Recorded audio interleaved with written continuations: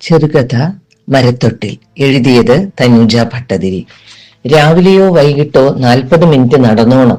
മാസാമാസമുള്ള ചെക്കപ്പിൽ കഴിഞ്ഞ തവണ ഡോക്ടർ പറഞ്ഞതാണ്. ഒന്നുകൂടി ആവർത്തിച്ചു. ഈ പ്രായത്തിൽ ഇനി ചില്ലറ അസുഖങ്ങളും വെച്ച് ജിമ്മിൽ പോകാനൊന്നും പറയുന്നില്ല, പക്ഷെ മുടങ്ങാതെ നടന്നോണം. എന്തായാലും പഴങ്ങളും പച്ചക്കറികളും മറ്റ് അത്യാവശ്യ സാധനങ്ങളും വാങ്ങാൻ പോണമല്ലോ. കൂട്ടത്തിൽ ആദ്യം ഒരു നടത്തവുമാവാം. പക്ഷെ സന്ധ്യ കഴിഞ്ഞേ പറ്റൂ. എന്റെ എനർജി മുഴുവൻ വൈകിട്ടാണ്. രാവിലെ ഉറക്കം തൂങ്ങിയിരിക്കും. അത് പണ്ട് മുതലേ അങ്ങനാണ്. അമ്മ ഇങ്ങനെ കുണുങ്ങി കുണുങ്ങി നടന്ന് പൂവ് കണ്ടാലും പൂച്ചയെ കണ്ടാലും അവിടെ നിന്ന് നോക്കി ഏത് പട്ടിക്കുട്ടിയോടും നിന്ന് സംസാരിച്ച് 2 റോബസ്റ്റയും ഒരു കെട്ട് ചീരയും വാങ്ങി വരുന്നതല്ല കേട്ടോ ഡോക്ടർ പറഞ്ഞ നടത്തം. മകൾ ഫോണിൽ കളിയാക്കി. അവൾ ഇപ്പോൾ എന്നും വിളിക്കുമ്പോൾ അന്വേഷിക്കുന്ന കാര്യം ഇതാണ്. ഇന്ന് എത്ര നേരം നടന്നു? ബ്രിസ്ക് വാക്ക് ആയിരുന്നോ? അപ്പോൾ ഓരോ കള്ളമൊക്കെ പറഞ്ഞ് രക്ഷപ്പെടും. റോഡിൽ ഇറങ്ങി നടക്കുമ്പോൾ ഇത്തിരി വായി നോക്കാതെ എങ്ങനാന്ന. ആകെയുള്ള ഒരു മകളാണ്. അവളുടെ പാർട്ട്ണർ മൂത്ത് ഡൽഹിയിലാണ് താമസം. ഓരോ നാടുകളിൽ മാറി മാറിയാണ് അവർ താമസിക്കുന്നത്. വർക്ക് ഫ്രം ഹോം ആണ് 2 പേർക്കും. പക്ഷെ കൂടെയുള്ളതിനേക്കാൾ കൂടുതലാണ് എന്റെ ആരോഗ്യത്തെ സംബന്ധിച്ച അവളുടെ ഇടപെടലുകൾ. ഒരിക്കൽ അങ്ങോട്ട് പറഞ്ഞു, നീ നിന്റെ ആരോഗ്യം ശ്രദ്ധിക്കുന്നുണ്ടോ? ജിമ്മിൽ പോകുന്നുണ്ട് എന്നുള്ളത് ശരി തന്നെ, എന്നാൽ ഒന്നിനും ഒരു കൃത്യതയില്ലല്ലോ. രാവിലെ എപ്പോഴാ എണീക്കണേ? രാത്രി എത്ര ലേറ്റായോ ഉറങ്ങണേ? ഭക്ഷണമൊക്കെ തോന്നും പോലെ. അമ്മ ഉപദേശിക്കുന്ന സമയത്ത് നീ നിന്റെ ആരോഗ്യം കൂടി നോക്കണം.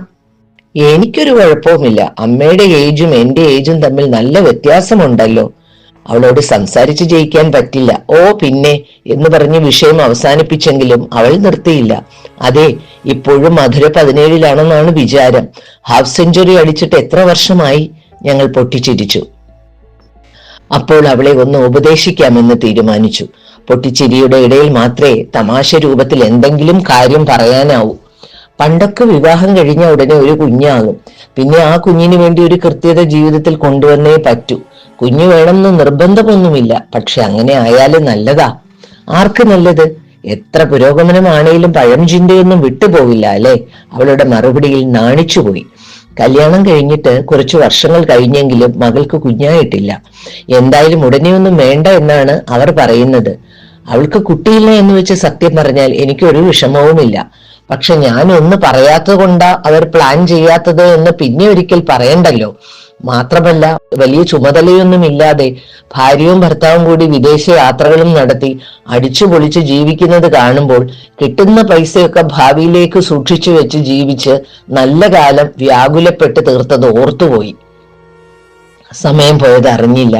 ബിപിക്കും ഷുഗറിനുമുള്ള മരുന്ന് തീർന്നു. എനിക്ക് മരുന്ന് വാങ്ങണമായിരുന്നു. സന്ധ്യ കഴിഞ്ഞതും കൃത്യം 6 മണിക്ക് നടക്കാൻ ഇറങ്ങി. പാന്റും ടോപ്പും ഷൂസും ഇട്ടാണ് നടക്കാൻ പോവുക. അതൊക്കെ വാങ്ങി തന്നപ്പോ മോൾ പറഞ്ഞു, ഇതിട്ടേ പോകാവൂ, ഷൂസ് ഇട്ടില്ലെങ്കിൽ പിന്നെയും കാലുവേദന വരും. അറിയാലോ, കൈ വീശി വേണം നടക്കാൻ. ഓർഡറാണ്, അതുകൊണ്ട് അങ്ങോട്ട് പോകുമ്പോൾ അങ്ങനെ തന്നെ നടക്കും. തോളിൽ ക്രോസ് ചെയ്തിട്ടിരിക്കുന്ന തുണിസഞ്ചിയിൽ എന്റെ മൊബൈലും പേഴ്സും വെക്കും. പിന്നെ കൈവീശി ഒറ്റ നടപ്പാണ്. ആ നടത്തം പൊതുവെ 7:30 അവസാനിക്കാറുള്ളൂ. വീടിന്റെ ഇടവഴിയിൽ നിന്നും മെയിൻ റോഡിലേക്ക് കയറി അടുത്തുള്ള ഒരു അമ്പലക്കുളത്തിന്റെ ചുറ്റിലും കെട്ടിയിരിക്കുന്ന ഫുട്പാത്തിൽ കൂടി നടക്കാനാണ് അവളുടെ കൽപ്പന. അവിടെ നടന്ന ശേഷം തിരികെ വരുമ്പോൾ സാധനങ്ങളും വാങ്ങിക്കാം. നടക്കാൻ വീട്ടിൽ നിന്നും ഇറങ്ങി മെയിൻ റോഡിൽ എത്തിയതും പുറകിൽ നിന്ന് മെലിഞ്ഞ ഒരു പെൺകുട്ടി ഒരു കുഞ്ഞിനെ കയ്യിലെടുത്തുകൊണ്ട് നടന്നു വരുന്നത് കണ്ടു. തീരെ ചെറിയ കുഞ്ഞല്ല, ഒരു 2 വയസ്സ് പ്രായം. എന്തുകൊണ്ടോ ശ്രദ്ധ മുഴുവൻ ആ പെൺകുട്ടിയിലായി. ഞായറാഴ്ച ആയതുകൊണ്ടും നേരം ഇരുട്ടി തുടങ്ങിയതുകൊണ്ടും റോഡിൽ ആൾക്കാർ കുറവായിരുന്നു. എല്ലാ കടകളും തുറന്നിട്ടില്ല. കുറെ കടകൾ തുറന്നിട്ടുണ്ട്. ചീറിപ്പായുന്ന വാഹനങ്ങളുണ്ട്. എനിക്ക് എല്ലാ കാലത്തും റോഡിൽ കൂടി വെറുതെ നടക്കാൻ വലിയ ഇഷ്ടമാണ്. ഒരു ലക്ഷ്യവുമില്ലാതെ മനുഷ്യരെ, പരിസരത്തെ ഒക്കെ നോക്കി നടക്കണം. 2 വശത്തെയും കടകൾ നോക്കി അവിടെ പ്രദർശിപ്പിച്ചിരിക്കുന്ന സാധനങ്ങൾ നോക്കി നടക്കാൻ നല്ല രസമാണ്. അങ്ങനെ കാണുന്ന സാധനങ്ങൾ ആവശ്യമില്ലെങ്കിലും ചിലപ്പോഴൊക്കെ പെട്ടെന്ന് കയറി വാങ്ങിക്കാറുണ്ട്. അങ്ങനെ വാങ്ങിക്കൂട്ടിയ സാധനങ്ങൾ ഉപയോഗശൂന്യമായി വീട്ടിൽ അനാഥമായി കിടക്കുന്നത് കുറ്റബോധം ഉണ്ടാക്കുമെങ്കിലും ഈ സ്വഭാവം പൂർണ്ണമായും മാറ്റാൻ പറ്റിയിട്ടില്ല. ഇന്ന് പക്ഷേ ഈ പെൺകുട്ടിയിലാണ് നോട്ടം. പെൺകുട്ടിയെ ഞാൻ ശ്രദ്ധിക്കാൻ കാരണം എന്നെപ്പോലെ തന്നെ റോഡിന്റെ രണ്ടു വശത്തെയും കടകളിലോട്ട് നോക്കിയാണ് ഈ കുട്ടിയും നടക്കുന്നത്. കയ്യിലുള്ള ആ കൊച്ചുകുട്ടി ആൺകുട്ടിയാണോ പെൺകുട്ടിയാണോ എന്ന് പെട്ടെന്ന് മനസ്സിലാകുന്നില്ല. കുറച്ചു നാളായി കാഴ്ചയ്ക്കൊരു പ്രശ്നമുണ്ട്, മോളോട് ഇതുവരെ പറഞ്ഞിട്ടില്ല. എന്നാൽ അത് അമ്മയും കുട്ടിയുമാണെന്ന് എന്തുകൊണ്ടോ പെട്ടെന്ന് തന്നെ മനസ്സിലായി. പിറകിൽ നിന്നും വന്ന അവരെ മുന്നോട്ടു പോകാൻ അനുവദിച്ച് ഞാൻ എന്റെ നടത്തത്തിന്റെ വേഗത കുറച്ചു. റോഡിന്റെ എതിർവശത്തു കൂടിയാണ് ഇപ്പോൾ അവർ നടക്കുന്നത്. ഇങ്ങനെ പ്രത്യേക താല്പര്യമുള്ള ആളുകളെ കണ്ടാൽ മറ്റെല്ലാം മാറ്റിവെച്ച് ഞാൻ അവരുടെ പുറകെ ആവുന്നത്ര പോകാറുണ്ട്. പെൺകുട്ടിയെ ശ്രദ്ധിച്ചുകൊണ്ട് ഞാൻ നടന്നു പതിയെ. ക്വാളിറ്റി കൂടിയ തുണി കൊണ്ടുള്ള വസ്ത്രമാണ് അവൾ ധരിച്ചിരിക്കുന്നത്. വളരെ ഫാഷനബിൾ ആയ വേഷം. സ്ലീവ്ലെസ് കുർത്തയും പലാസോയും. സോബർ കളറാണ്, സിൽക്ക് തുണിയാണല്ലോ, എന്നാൽ വളരെ ഓവർ സൈസ്ഡ് ആണ് ഡ്രസ്സ്. മെലിഞ്ഞിരിക്കുന്ന അവളുടെ ശരീരത്തിൽ അത് തുള്ളുതുളാ കിടന്നു. കാലിൽ ബ്രാൻഡഡ് ഷൂസ് ആണ്, പക്ഷെ വളരെ പഴയത്. മുടി പോണിട്ടയിൽ കെട്ടിയിരിക്കുന്നു. വരണ്ട മുടിയാണ്, പക്ഷെ ചെറിയ തിളക്കമുണ്ട്. പെട്ടെന്ന് അവൾ എന്നെ ഒന്ന് തിരിഞ്ഞു നോക്കി. ഒറ്റ നോട്ടത്തിൽ അവളുടെ കണ്ണുകളുടെ നിർവികാരിത എന്നെ തൊട്ടു. അതേ കണ്ണുകളോടെ അവൾ കടകളിലേക്ക് നോക്കുന്നത് കൊണ്ടാണോ എന്നറിയില്ല, ആ അമ്മയും കുഞ്ഞും വളരെ ദരിദ്രരാണ് എന്ന് എനിക്ക് തോന്നി. ആഗ്രഹമോ പ്രതീക്ഷയോ ഇല്ലാത്ത കണ്ണുകൾ പോലെ ഭയപ്പെടുത്തുന്ന മറ്റൊന്നുമില്ലല്ലോ ലോകത്ത്. പട്ടുവസ്ത്രവും ഷൂസും ഒക്കെ ധരിക്കുന്ന പാവപ്പെട്ടവരുണ്ടോ എന്ന് എനിക്ക് അറിയില്ല. ആരോ ഉപയോഗിച്ച ശേഷം ദാനം ചെയ്ത വസ്ത്രമായിരിക്കുമോ അവളുടേത്? ദൈവമേ, ആ കുട്ടിയിൽ ഭക്ഷണത്തിന്റെ കുറവ് കാണുന്നുണ്ട്, ഒരു വിളർച്ച പോലെ. ചൂടുള്ള സമയമായിട്ടും കമ്പിളിത്തൊപ്പികൊണ്ട് ആ കുട്ടിയുടെ തലയും ചെവിയും മൂടിക്കെട്ടിയിരിക്കുന്നത് എന്തിനായിരിക്കും? കുഴിയിൽ വീണുപോയ ഒരു ജോഡി കണ്ണുകൾ ഉയർത്തി ആ കുഞ്ഞ് അമ്മയെ നോക്കി ചിരിക്കുന്നു. പെൺകുട്ടി ഓരോ കടകളിലേക്കും ഇപ്പോഴും വളരെ ശ്രദ്ധയോടെ നോക്കുന്നുണ്ട്. ചില കടകൾ എത്തുമ്പോൾ നടത്തം നിർത്തി നോക്കി നിൽക്കും. ആ കടയിലേക്ക് കയറാൻ പോവുകയാണോ എന്ന് ഞാൻ സംശയിച്ചു നോക്കി. പല കടകളിലേക്കും അല്പനേരം നോക്കി നിന്ന ശേഷം റോഡ് ക്രോസ് ചെയ്ത് ആ കടയുടെ മുന്നിൽ ചെന്നു നിൽക്കുന്നു. എന്നാൽ ആ കടയിൽ കയറുന്നില്ല. പിന്നെയും മുന്നോട്ട് നടക്കുകയാണ്. ഒരു സിക്സ് സാഗ് നടത്തം. ഞാൻ മറ്റെല്ലാം മറന്ന് പെൺകുട്ടിയുടെ പുറകെ തന്നെ കൂടി. എന്നിലെ കഥാകാരി എന്നോട് ചോദിച്ചു, ആലോചിക്കുമ്പോൾ ഒരുപാട് ചോയ്സസ് കിട്ടുന്നുണ്ടല്ലോ, അതിലേതായിരിക്കും അവളുടെ ജീവിതം? അത്തരം പല ആലോചനകൾക്ക് ശേഷം പുതിയ ഒരു കഥയ്ക്ക് വേണ്ടി ഞാൻ അവയൊക്കെ വെട്ടിക്കളഞ്ഞു. അപ്പോഴാണ് എന്റെ ഫോൺ റിങ് ചെയ്തത്. ബാഗിൽ നിന്നും ഫോൺ എടുത്തു. മകളാണ്. അമ്മയുടെ അമ്മാവന്റെ 90ാം പിറന്നാളിന്റെ അന്നിടാൻ അമ്മയ്ക്കൊരു ഡ്രസ്സ് വാങ്ങിക്കട്ടെ, ഓൺലൈനിൽ നല്ല സെലക്ഷൻ ഉണ്ട്, അവൾ ചോദിക്കുന്നു. പൊതുവെ ഈ വിഷയം ഇഷ്ടമുള്ളതാണെങ്കിലും ഇപ്പോൾ അതിലൊന്നും താല്പര്യം തോന്നിയില്ല. ഇഷ്ടമുള്ളതുപോലെ ചെയ്യൂ, നിനക്കിഷ്ടപ്പെട്ടെങ്കിൽ വാങ്ങിക്കൂ എന്ന് പറഞ്ഞ് ഞാൻ ഫോൺ കട്ട് ചെയ്തു. വേഗം ഞാൻ പെൺകുട്ടിയെ തിരഞ്ഞു. മുന്നോട്ട് നോക്കുമ്പോൾ ആ പെൺകുട്ടി വളരെ ദൂരെ എത്തിക്കഴിഞ്ഞു.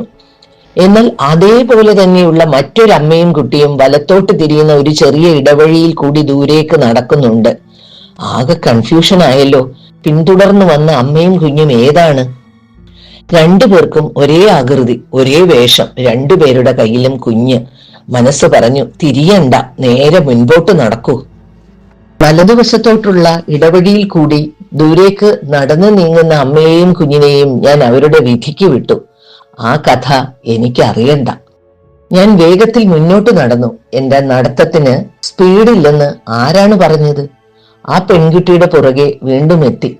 പെൺകുട്ടി പല ചെറിയ ഇടവഴികളിലും തിരിയുകയും തിരിഞ്ഞ് അല്പം നടന്നിട്ട് തിരിച്ച് മെയിൻ റോഡിലോട്ട് വന്ന് കയറുകയും ചെയ്തു. അതൊക്കെ സസൂക്ഷ്മം നോക്കി നിന്നു ഞാനും. ജംഗ്ഷനിൽ റോഡിന്റെ എതിർവശത്തായി ഒരു ഫർണിച്ചർ ഷോപ്പ് ഉണ്ടായിരുന്നു. പെൺകുട്ടി ആ കടയിലോട്ട് കയറി. ആദ്യമായിട്ടാണ് അവൾ ഒരു കടയിലോട്ട് കയറുന്നത്. കടയിൽ വീടുകളിൽ എന്ന പോലെ ഓരോ മുറികളുടെ ഡിസൈനുകളായി ഫർണിച്ചറുകൾ ക്രമീകരിച്ചിരുന്നു. ബെഡ്റൂമായി ഒരുക്കിയ ഇടത്ത് ഒരു ഡബിൾ കട്ടിലും ഒരു അലമാരിയും ഒരു സൈഡ് ടേബിളും, ഫ്രണ്ട് റൂമായി ഒരുക്കിയിടത്ത് സോഫ സെറ്റും അറ്റാച്ച്ഡ് ടീപ്പോയും ഫ്ലവർ വേസ് സ്റ്റാൻഡും, ഊണുമുറിയായി ഒരുക്കിയിരിക്കുന്നു ഊണുമേശയും അതിനു ചേരുന്ന കസേരകളും പാത്രം വെക്കാനുള്ള മരസ്റ്റാൻഡും. ഹാളിന്റെ മൂലയിൽ ഒരു മരത്തൊട്ടിലുമുണ്ട്. അതിലെ കൊത്തുപണികൾ വളരെ മനോഹരമായിരിക്കുന്നു. പെൺകുട്ടി ഇവയൊക്കെ നോക്കി വിലയിരുത്തുകയാണ്. അപ്പോൾ ഇവൾ ദരിദ്രയൊന്നുമല്ല, തന്റെ പുതിയ വീടിന് ചേർന്ന് ഫർണിച്ചർ അന്വേഷിച്ച് ഇറങ്ങിയതാണ്. ഞാൻ തൊട്ടടുത്തുള്ള ബേക്കറിയിൽ മനഃപൂർവ്വം കയറി. ബേക്കറി ഐറ്റംസ് ഒന്നും കഴിക്കരുതെന്ന ഉപദേശമൊക്കെ മറന്നുപോയി. ഭാഗ്യം അവിടെ തിരക്കായിരുന്നു. എന്റെ ശ്രദ്ധ അമ്മയും കുഞ്ഞിലുമായിരുന്നു. മുൻഭാഗത്തിട്ടിരുന്ന കസേരകളിൽ ഒന്നിൽ കുഞ്ഞിനെ അവൾ ഇരുത്തി. ബാഗ് അടുത്തു വെച്ചു. പെൺകുട്ടി മുറിയിലെ എല്ലാ മര ഉരുപ്പടികളും നോക്കിക്കൊണ്ട് നിന്നു. ഞാൻ തൊട്ടടുത്തുള്ള ഒരു ലേഡി സ്റ്റോറിലേക്ക് ക്രോസ് ചെയ്ത് ചെന്നു. അപ്പോൾ കുറച്ചുകൂടി അടുത്ത് എനിക്ക് അവളുടെ മുഖം കാണാൻ പറ്റി. അവളുടെ കണ്ണുകൾക്ക് ജീവൻ വെച്ചിരുന്നു. നേരത്തെ കണ്ട നിർജീവത നഷ്ടപ്പെട്ടിരിക്കുന്നു. സ്വപ്നങ്ങൾ പൂത്തുലയുന്ന ഒരു വട്ടമുഖം. കുട്ടിക്ക് വിശപ്പുള്ളതുപോലെ എനിക്ക് തോന്നി. അപ്പോൾ തന്നെ അവൾ തന്റെ കയ്യിലെ ബാഗ് തുറന്ന് കുട്ടിക്ക് ഒരു ബിസ്ക്കറ്റ് എടുത്ത് കയ്യിൽ കൊടുക്കുന്നുണ്ട്. ഈ സ്ത്രീക്ക് പ്രത്യേകിച്ച് കഥയൊന്നുമില്ലേ എന്നും സൗഖ്യമായി ജീവിക്കുന്ന ഒരു കുടുംബമാണെന്നും ഞാൻ തീരുമാനിച്ചു. എനിക്ക് നിരീക്ഷിക്കാൻ ഇഷ്ടം കഥകൾ ഉള്ളവരെയാണ്. പെൺകുട്ടിയിൽ വ്യത്യസ്തമായ ഒരു കഥയുള്ളതായി ആദ്യം തോന്നിയെങ്കിലും ഇപ്പോൾ ആ തോന്നൽ നഷ്ടപ്പെട്ടിരിക്കുന്നു. പെൺകുട്ടി കുട്ടിയെയും എടുത്ത് കസേരയിൽ ഇരുന്നു. ഫർണിച്ചർ ഷോപ്പിലെ പയ്യൻ ഉള്ളിലെവിടെയോ നിന്ന് ഇറങ്ങി വന്നു. അവൻ അവളോട് എന്തോ സംസാരിക്കുന്നുണ്ട്. അവളും തിരിച്ച് എന്തോ പറയുന്നുണ്ട്. ആരോ വരാൻ വേണ്ടി അവൾ കാത്തിരിക്കുകയാണെന്ന് എനിക്ക് തോന്നി. മിക്കവാറും ആ കുഞ്ഞിന്റെ അച്ഛനായിരിക്കണം. അയാൾ വന്നു കഴിഞ്ഞാൽ ഒരു കസേരയോ ഒരു മേശയോ വാങ്ങി ഇവർ അയാളോടൊപ്പം പോകും. അത്രയേ ഉള്ളൂ അവളുടെ കഥ. സമാധാനം. സ്വന്തം കാര്യം നോക്കി പോകാൻ ഞാൻ തീരുമാനിച്ചു. തിരികെ വീട്ടിലേക്ക് നടന്നു. എന്നും നടക്കുന്ന വഴിയിൽ കൂടിയല്ല ഞാൻ ഇന്ന് നടന്നിരിക്കുന്നത്. അറിയാത്ത ഏതോ വഴി. അമ്പലക്കുളവും നടക്കാനുള്ള ഫുട്പാത്തും ഒക്കെ ഞാൻ മറന്നുപോയല്ലോ. പെൺകുട്ടിയെ പിന്തുടർന്നു പോയതുകൊണ്ട് വഴി തെറ്റിയതാണ്. രാത്രി ഉറങ്ങി എണീറ്റിട്ടും രാവിലെ തന്നെ പെൺകുട്ടിയെ ഓർത്തു. മനസ്സിൽ നിന്നും എന്തുകൊണ്ടോ അവൾ പോയിരുന്നില്ലല്ലോ. പെൺകുട്ടി നടന്ന അതേ വഴിയിൽ കൂടി അതേ കടകൾ നോക്കി ഇടയ്ക്ക് റോഡ് ക്രോസ് ചെയ്ത് ഞാൻ ഇപ്പോൾ നടക്കുകയാണ്. എന്റെ കയ്യിൽ കുട്ടിയില്ല, മകൾ ഉള്ളിലുണ്ട് എന്ന് മാത്രം. അവളെ ഒക്കത്ത് വെച്ച് നടന്ന പഴയ വഴികളെയും പഴയ എന്നെയും ഓർത്ത് ഞാൻ അതേ വഴിയിൽ വീണ്ടും നടന്നു. നടത്തത്തിനിടയിൽ ഞാൻ തിരിഞ്ഞൊന്നു നോക്കി. അതാ എന്റെ പിറകെ ഞാൻ. എന്നെ വളരെയേറെ ശ്രദ്ധിച്ചുകൊണ്ട് ഞാൻ പുറകിൽ നിന്നും പതിയെ നടന്നു വരുന്നു. എന്റെ സങ്കടത്തെയും എന്റെ സന്തോഷത്തെയും പുറകിൽ കൂടി നടന്നു വരുന്ന ഞാൻ മനസ്സിലാക്കുന്നുണ്ട്. പെട്ടെന്നൊരു തോന്നൽ. ഇന്നലെ കണ്ടതൊക്കെ സ്വപ്നമായിരിക്കുമോ? അതോ ഇന്നലെ നടന്നത് ഇന്ന് നടക്കാൻ പോകുന്നതിന്റെ ഒരു റിഹേഴ്സൽ ആയിരുന്നോ? പെൺകുട്ടി നടന്നതുപോലെ രോഗിയായ ഞാൻ നടന്നുകൊണ്ടിരുന്നു. കടകൾ നോക്കി വേച്ച് ആ ഫർണിച്ചർ കടയുടെ മുന്നിലെത്തി. എത്ര മനോഹരമായ സ്വപ്നങ്ങളാണ് ഈ കടകളുടെ മുമ്പിൽ ജീവനില്ലാത്ത ഉപകരണങ്ങൾ കൊണ്ട് ഒരുക്കിയിട്ടിരിക്കുന്നത്. റോഡിൽ കൂടി പോകുന്ന ആരും നോക്കി നിന്നു പോകും. പ്രത്യേകിച്ചും സ്വന്തമായ ഒരു വീടില്ലാത്തവർ. സ്വന്തം വീടിനെ ഹൃദയത്തിലേക്ക് എടുത്തു വെച്ചുകൊണ്ട് ആ ഫർണിച്ചർ കടയിലേക്ക് ഞാൻ പതുക്കെ കയറി. കടയിലെ ചെറുപ്പക്കാരൻ ചിരിച്ചു. എന്തേ മാഡം, പാക്ക് ചെയ്യട്ടെ? എന്ത്? ഞാൻ ചുമ്മാ വെറുതെ ഒന്ന് കാണാൻ. എന്റെ തോളുകൾ അനങ്ങി. അല്പം കഴിഞ്ഞ് അറിയാതെ ചോദിച്ചു പോയി. ഇന്നലെ വന്ന അമ്മയും കുഞ്ഞും ഇവിടുന്ന് എന്തൊക്കെ വാങ്ങിച്ചു? അയാൾ ചോദ്യഭാവത്തിൽ എന്നെ നോക്കി. അല്ല, ഇന്നലെ ഈ സമയം ഒരു പെൺകുട്ടിയും ഒരു കുഞ്ഞും കൂടി വന്ന് ഇതെല്ലാം നോക്കുന്നുണ്ടായിരുന്നല്ലോ. അവർ എന്ത് ഫർണിച്ചറാണ് വാങ്ങിച്ചത്? അങ്ങനെ ആരും ഇന്നലെ വന്നില്ലല്ലോ മാഡം. എനിക്കാകെ അത്ഭുതമായി. ഇയാൾ തന്നെയായിരുന്നു ഇവിടെ ഇന്നലെ ഉണ്ടായിരുന്നത്. എന്നിട്ടും അയാളത് ഓർക്കാത്തതെന്ത്? ഇല്ലാത്ത വീടും ഇല്ലാത്ത കുടുംബവും ഇല്ലാത്ത അമ്മയും കുഞ്ഞുമോ? ഇല്ല, ഞാൻ ഇന്നലെ കണ്ടതാണല്ലോ. ഇതാ ഇവിടെയുള്ള കസേരയിലാണ് അവർ ഇരുന്നത്. മാഡത്തിന് തെറ്റിപ്പോയി. ഇന്നലെ വൈകിട്ട് മാഡം മാത്രമേ ഇവിടെ വന്നുള്ളൂ. തൊട്ടിൽ നോക്കാൻ അഡ്വാൻസ് തന്നിരുന്നു. ഒന്നും മനസ്സിലാകാതെ നിന്നുപോയി. പോരാതെ അമ്മയും കുഞ്ഞും ഇരുന്ന കസേരയുടെ സ്ഥാനത്ത് ഒരമ്മയുടെയും കുഞ്ഞിന്റെയും തടി കൊണ്ടുള്ള ഒരു ശില്പം. ഞാൻ വിയർത്തൊഴുകി. ഈ ശില്പം പുതുതാണോ? ഇന്നലെ ഇവിടെ ഉണ്ടായിരുന്നില്ലല്ലോ. അത് വിൽക്കാൻ വെച്ചിരിക്കുന്നതല്ല മാഡം. അത് കട തുടങ്ങിയ അന്ന് മുതൽ അവിടെ ഉണ്ട്, ഒരു ഷോ പീസ്. എനിക്കൊന്നുമേ മനസ്സിലാകുന്നില്ല. ശില്പത്തിൽ നിന്നും കണ്ണു മാറ്റാനാകുന്നില്ല. പാകമാകാത്ത വലിപ്പമുള്ള പട്ടുടുപ്പിട്ട ഒരു പെൺകുട്ടിയും കയ്യിൽ ഒരു കുഞ്ഞും. ആ പെൺകുട്ടിക്ക് 18 വയസ്സെങ്കിലും പ്രായമുണ്ടോ ആവോ?